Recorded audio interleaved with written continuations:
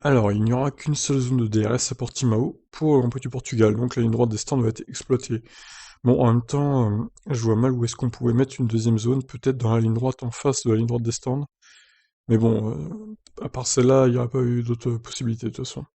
La Formule 1 se rend pour la première fois sur le circuit de l'Algarve ce week-end, pour le premier Grand Prix du Portugal depuis 1996.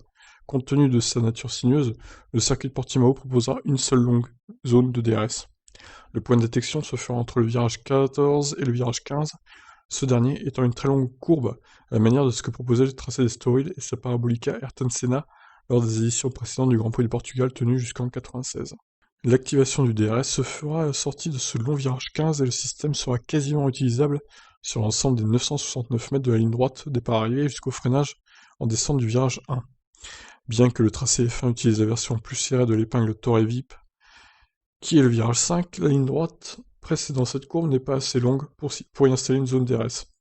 Et le reste du circuit ne propose pas d'autres longues lignes droites. Bon bah écoutez, voilà, au moins c'est clair, il n'y aura qu'une seule zone de DRS à Portimao, donc c'est vrai qu'il est très sinueux le circuit, j'ai un peu peur du spectacle que ça va proposer tout ça.